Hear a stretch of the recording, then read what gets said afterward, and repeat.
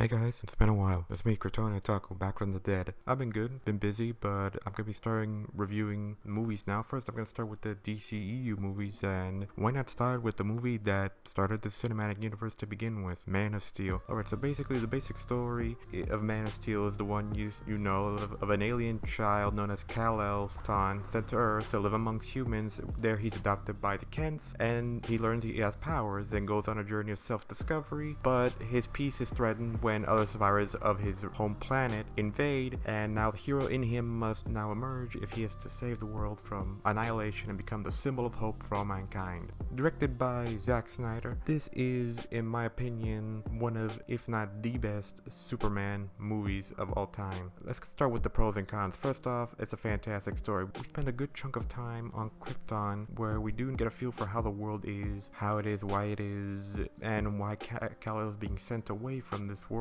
We also spend a good chunk of the movie with Clark struggling with his place in the world as he goes on his journey of self-discovery, where he has these questions, where he knows he's different, has questions but no answers, and he goes on a journey of self-discovery to discover who he is, where does he come from, and why is he here, and why is he so different from everyone else. And I like that we get to spend a good amount of time with Clark, even after he, discovers the suit and whatnot. He doesn't start being Superman yet, but once Zod shows up to invade the Earth, he must rise up, become the hero. Now, a lot of this movie has some great themes of freedom of choice, where basically Superman came from a world where there was no freedom of choice. You were just born in, you signed the role, and that's it, which makes it all the more impactful when Superman, he's full of doubt, but he has freedom of choice. He has free will since he is the natural birth in centuries and is free to make his own choice. And it's like it is a nice juxtaposition between him being natural born but have freedom of choice, while Zod and his crew, they don't exactly have that. They were artificially bred to be warriors and protect Krypton at all costs, no matter the mission. This movie has some great characters and acting. Henry Cavill, fantastic as Superman. He's my favorite part of the movie. You really do get feel for more the human side of Superman. He's flawed, he makes mistakes, but he's generally a good person. He's always trying to save people, always trying to be better. You get that sense of humanity in him, where it does feel like, I don't want to say burden on his shoulders, but you do get a sense that he wants answers. Zod is my second favorite. He's also fantastic. Being a fantastic villain, he's menacing, commands respect, but he's also a character you can somewhat sympathize with. You can understand his motivations. It's kind of like a Thanos situation. You understand his motivations because in his mind, he's doing what he believes is right. Even if the actions are questionable and abhorrent, he's doing this for the good of Krypton. Also, a shout out to Faora. I mean, she is pretty cool in this movie. She's badass. She's a focused soldier. Yeah, she's pretty cool. I also do enjoy Lois Lane in this movie. I like how you sort of get to know her a bit, and we see her figuring out Clark is being a reporter, and they have some great interactions with each other. I also enjoyed both of Superman's parents, Jor-El, Lara, and Jonathan, Martha Kent, Russell Crowe,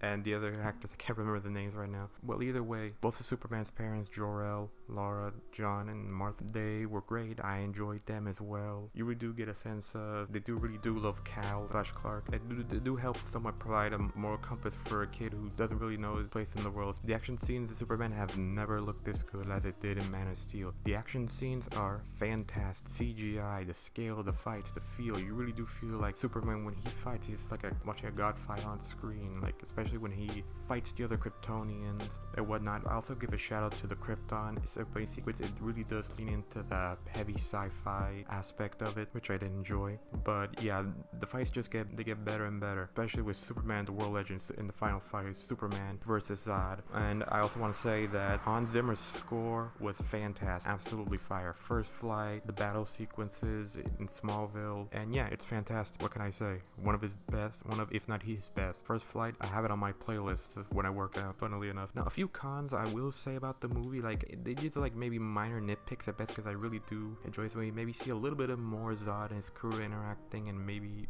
maybe a slight little bit of more cut down, but I'm fine with what we got. And the final fight with Superman and Zod could have been shortened maybe a tiny bit, maybe a few seconds, kind of drags on a couple seconds, but other than that, it's still one of my favorite fight in comic book movies, and I guess maybe movies in general. It's still an amazing fight. What can I say? The fight and the action sequences are awesome, top notch. They still hold up this day. I watched it recently. Now, a few criticism I've heard of the movie, like too much destruction and Superman killing more people than he saves. Well, I personally believe that's an exaggeration. Superman saves all the time, every chance he gets on screen, because, you know, we see him in the oil rig, bus full of children every time in the Smallville fight. He says everyone chance, but you gotta keep in mind, this is a Superman who's on day one. He has to fight beings just as powerful as him, but are literally bred for combat and trained in war. So honestly, I think he did a pretty good job given, you know, the circumstances, because he was kind of the underdog in the fights most of the time.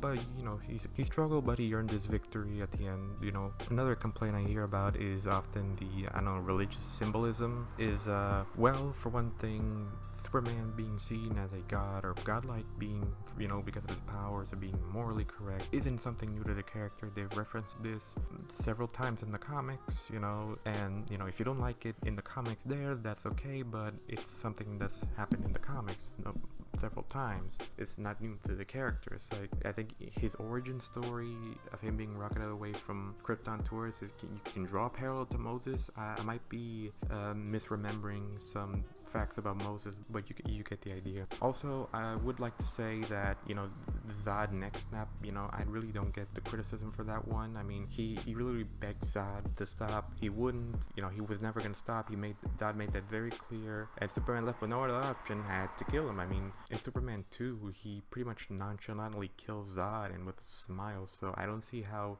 Superman killing Zod and Man of Steel when there was no other options is any worse than Superman killing a depowered and defenseless Zod in Superman 2. I don't know, maybe that's just me, but I think it's just, you know, think that's an exaggeration. Overall, Man of Steel is one of the best superhero origin stories in my opinion. I think it's a great movie, one of my favorites. It's a great Superman story and the best Superman movie in my opinion. I give it a 9.5 out of 10. It's in your actually, it's a masterpiece in my heart. So, what do you think of the movie? Did you like it? Did you not? Tell me in the comments. Make sure to like, comment, subscribe, hit the bell so you can get notified. Follow me out on my Twitter down below, and I will see you all later. Peace out.